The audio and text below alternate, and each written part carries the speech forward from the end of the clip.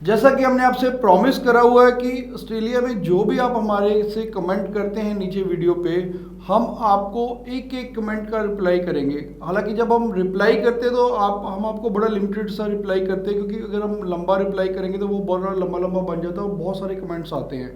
तो लेकिन मेरी ये कोशिश रहती है कि वीडियो बनाएं, वीडियो में आपको डिटेल में उस कमेंट, जो भी आपका कमेंट है उसको हम डिटेल में समझाते हैं। और मोस्टली जो और भी स्टूडेंट्स होते हैं उनके लिए भी ये एजुकेटिव रहता है, उनका भी प्रोफाइल मिलता जुलता ही होता है। आपका भी हो सकता है प्रोफाइल उससे मिलता जुलता हो, आपका क्वेश्चन भी ऑलमोस्ट मिलता जुलता ही होता है। तो स्टूडेंट्स को हमारी ये कोशिश रहती है कि हम नॉलेज लेवल रखें, अपडेटेड रखें, ताकि वो सही डिसीजन ले सके। अब मैं मैम से रिक्वेस्ट करूँगा कि वो पहला क्वेश्चन लें। ओके, हमारा फर्स्ट क्वेश्चन है सोनिया भारद्वाज जी की तरफ से। हम मेरी प्रोफाइल को ऑलमोस्ट 1 मंथ हो चुका है अप्लाई किए हुए ऑफ़र लेटर के लिए, मगर अभी तक कोई ऑफ़र लेटर का रिवर्ट नहीं आया। देखिए, ऑफर लेटर है जो ऑस्ट्रेलिया में, वो टाइम लग रहा है अभी, क्योंकि आपको सबको पता ही है कि जो पीछे जब से ही हाई कमीशन ने सभी यूनिवर्सिटीज़ को बुला के बोला था कि आप अपने डॉक्यूमेंट प्रॉपरली वेरीफाई करिए। जब हरियाणा में फ्रॉडुलेंट डॉक्यूमेंट कुछ लगाए थे कंसल्टेंट ने, उसके बाद से हाई कमीशन बहुत स्ट्रिक्टली उन्होंने एक्शन लिया हुआ है। तो उन्होंने यूनिवर्सिटीज़ को कहा हुआ है कि आप ऑफर लेटर अप्लाई करने से पहले ही डॉक्यूमेंट पूरे छानबीन कीजिए, उसके बाद भी जीटी क्राइटेरिया के टाइम पे भी दोबारा से डॉक्यूमेंट को रिसर्च करिए, उनको पूरा थॉरोली चेक करने के बाद फिर ही जीटी क्राइटेरिया क्लियर कीजिए।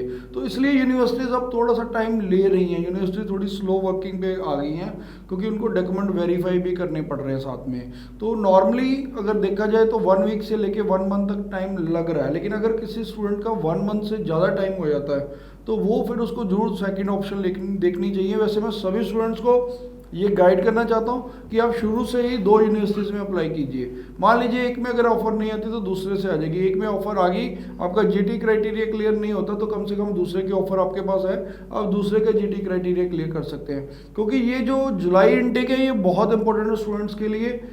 अभी अगर जुलाई इनटेक के लिए आप अभी अप्लाई कर रहे हैं तो इट्स ओके, क्योंकि अगर मान लीजिए आप थोड़ा टाइम लेट अप्लाई करते हैं तो आपका जुलाई इनटेक नहीं कैच कर पाएंगे। तो अगर जो स्टूडेंट, स्पेशली मैं कहता हूँ +2 वाले स्टूडेंट्स हैं, वो अगर 2021 पास आउट है तो सितंबर अक्टूबर के जब आपका ये वाला बैच 2022 वाला बैच आ जाएगा मार्केट में, तो उसके बाद वो 2021 वालों को भी एक्सेप्ट नहीं करेगा ऑस्ट्रेलिया, जो लेवल 1 अच्छी यूनिवर्सिटीज़ है। तो इसलिए स्टूडेंट्स अपना टाइमली जरूर अप्लाई करें और 2 जगह जरूर आप अप्लाई करो, ताकि आपके पास एक बैकअप प्लान भी रहे। ओके, नेक्स्ट क्वेश्चन है कुलजीत कौर का। मैं ऐसा कौन सी सिटी और एरिया में अप्लाई करूं कि मेरी पीआर में आगे जाके कोई दिक्कत ना आए? देखिए, जो अगर आप पीआर को लेके शुरू से ही चलते हैं तो आपको मेलबर्न, सिडनी, ब्रिस्बेन, ये 3 सिटीज़ को छोड़ के, ये 3 मेट्रो सिटीज़ है, उसके अलावा आप कहीं भी जाएं वो रीजनल एरिया आता है, चाहे आप एडिलेड है, चाहे पर्थ है, चाहे आप गोल्ड कोस्ट ले लो, शाइन कोस्ट ले लो, तस्मानिया ले लो, ये सारे ही एरियाज़ हैं जो रीजनल में आते हैं। और कुछ एरियाज़ उसके अलावा बाकी सुपर रीजनल एरिया में आते हैं। तो वहाँ अगर आप अप्लाई करते हो तो आपको पीआर के एडिशनल 5 पॉइंट्स मिलते हैं पीआर में। तो क्योंकि वो रीजनल या सुपर रीजनल एरिया के पॉइंट्स भी आपको ऐड ऑन होंगे। तो लेकिन ये एक छोटा सा चैलेंज जरूर रहता है कि वहाँ पर आपको थोड़ी सी जॉब की जो प्रोबेबिलिटी है वो थोड़ी सी कम होती है, कि वहाँ पर आपको थोड़ा टाइम लगता है जॉब ढूंढने में। तो अगर आप अपना अफोर्ड कर रहे हैं, जो भी आपका एजुकेशन का अगर कॉस्ट है वो आप बियर कर सकते हैं, तो फिर कोई दिक्कत नहीं। आप पीआर के लिए तो डेफिनेटली आपको रीजनल या सुपर रीजनल एरिया को प्रेफर करना चाहिए। ओके, नेक्स्ट क्वेश्चन है, स्टूडेंट की स्टडी है 12th, ईयर है 2021, परसेंटेज है 86% और आइल्स के स्कोर है 6.5 ओवरऑल और not less than 5.5। Victoria university में अप्लाई किया है डिप्लोमा इन बिजनेस। तो रिजल्ट एक्सपेक्ट कर रहे हैं कि क्या होगा? देखिए, एक छोटी सी आपने गलती जरूर करी है कि आपने डिप्लोमा प्रोग्राम को ऑप्ट करा है, जबकि मैं हमेशा ये स्टूडेंट को सजेस्ट करता हूँ कि आप बैचलर में अप्लाई करिए या मास्टर्स में अप्लाई करिए। अगर आपकी एलिजिबिलिटी या आपको कॉस्ट ज़्यादा लग रही है बैचलर या मास्टर में, तो आप डिप्लोमा लीडिंग टू डिग्री ले सकते हैं, उसकी वीज़ा सक्सेस डिप्लोमा से फिर भी ज़्यादा रहती है। हालांकि विक्टोरिया यूनिवर्सिटी तो वैसे भी क्वाइट अफोर्डेबल यूनिवर्सिटी है, इसकी फ़ीस भी इतनी ज़्यादा नहीं है, तो आपको यहाँ पर बैचलर या मास्टर में ही अप्लाई करना चाहिए। तो इनका जो डिप्लोमा में वीज़ा सक्सेस है वो थोड़ी सी कम है, वो 40% के करीब रहता है। फिर भी मेरी बेस्ट विशेज़ इनके साथ है कि ऐसा नहीं कि सभी डिप्लोमा वालों को भी वीज़ा नहीं मिलता, कुछ डिप्लोमा वालों को भी वीज़ा ग्रांट होते हैं। तो मेरी बेस्ट विशेज़ इनके साथ है। और विक्टोरिया यूनिवर्सिटी का मैं स्पेशली बताना चाहता हूँ, अगर आप मेलबर्न कैंपस में आपने अप्लाई करा है वो लेवल 1 में आता है, जो आपका सिडनी कैंपस है वो अब लेवल 2 में हो चुका है मार्च के बाद। तो इसलिए स्टूडेंट जो भी आगे अप्लाई करेंगे वो इस बात का ध्यान रखें कि आप लेवल अगर 1 में करना चाहते हैं तो मेलबर्न वाले कैंपसेस में करिए, मेलबर्न में इनके कैंपसेस है।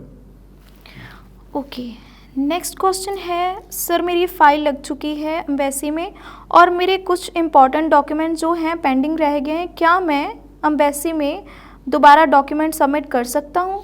देखिए, जो भी आपकी एक बार प्रोफाइल लग चुकी है उसमें कोई चेंज नहीं आ सकता एम्बेसी में, जो आप एक बार आप अपनी जो भी डॉक्यूमेंट आप लगा चुके हो। हाँ, अगर आप कुछ एडिशनल डॉक्यूमेंट या एडिशनल इन्फॉर्मेशन देना चाहते हैं उसकी प्रोविज़न है, वो आप लगा सकते हैं। आप अपने कंसल्टेंट को बोलिए, वो आपको हेल्प आउट करेंगे। आपके जो बाकी डॉक्यूमेंट रहते हैं वो भी आप अपलोड कर सकते हैं एम्बेसी को। जेम्स कुक यूनिवर्सिटी का लेवल क्या है? अगर जेम्स कुक लेवल 1 में आती है और इसका वीज़ा सक्सेस भी अच्छा है, हालांकि सारी यूनिवर्सिटी जो लेवल 1 में आती है उनका वीज़ा सक्सेस अच्छा है। मैंने यूनिवर्सिटी वर्ड यूज़ किया है, कॉलेज नहीं करा। लेवल 1 की यूनिवर्सिटी का सभी का वीज़ा सक्सेस अच्छा रहता है। सर डिफरेंसेस क्या हैं लेवल 1 और लेवल 2 में? ये बहुत अच्छा क्वेश्चन है। लेवल 1 और लेवल 2 को बहुत बड़ा एक मेजर इशू बनाया हुआ स्टूडेंट्स ने, जबकि लेवल 1 और लेवल 2 में डिफरेंस ज़्यादा नहीं है। जैसा कि हर साल 2 बार असेसमेंट होती है, मार्च और सितंबर में। उसमें जो लेवल 1 वाली यूनिवर्सिटीज़ हैं कई बार वो लेवल 2 में आती है, और मेनली उसमें जो मेजर फैक्टर रहता है वीज़ा सक्सेस रेशो होती है, तो वो लेवल 2 में आई थी। लेवल 2 वाली कई बार अपग्रेड होकर लेवल 1 में चले, तो इसलिए कोई मेजर डिफरेंस नहीं है। अगर डिफरेंस कहें तो 19-21 का डिफरेंस रहता है। मैं ये जरूर कहता हूँ कि लेवल 1 का वीज़ा सक्सेस लेवल 2 के कंपैरेटिवली ज़्यादा रहता है, पर ये भी नहीं है कि लेवल 2 का बिल्कुल ही कम होता है। लेवल 2 का भी वीज़ा सक्सेस अच्छा होता है, अनलेस एंड अनटिल आपने अगर हायर एजुकेशन में अप्लाई करा है तो आपका वहाँ भी अच्छा रहता है वीज़ा सक्सेस। नेक्स्ट क्वेश्चन है गुरजोत सिंह, सर मेरी प्रोफाइल है 10th मैंने की है 2014 में, 12th मेरी है 2017 की और ग्रेजुएशन है मेरी 2021 की, तो क्या इसमें मैं अप्लाई कर सकता हूँ? मेरा 1 साल का गैप है।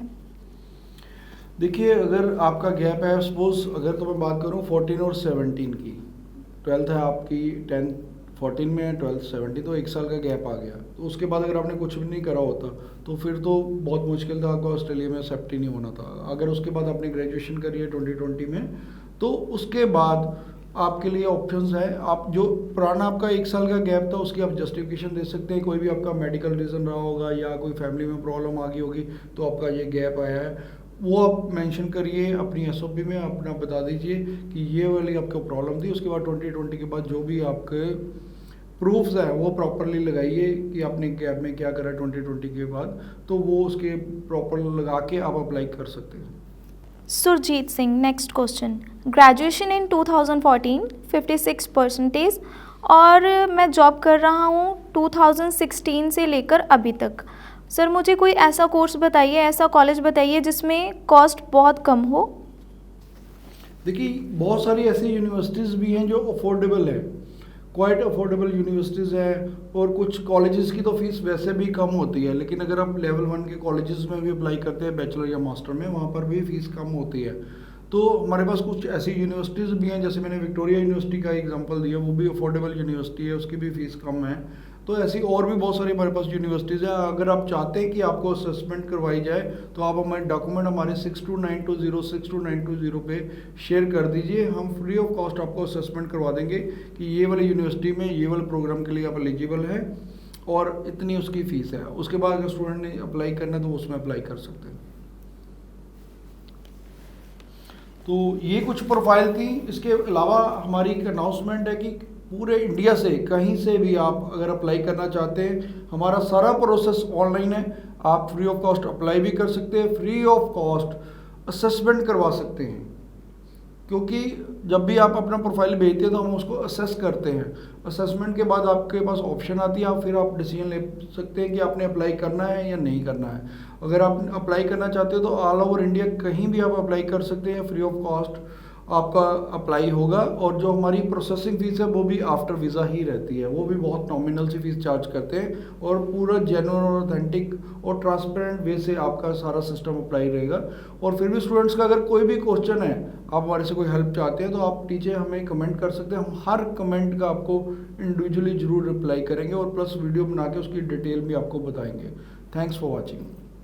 Business or call us for visa services. Follow us on our social handles for offers and new updates.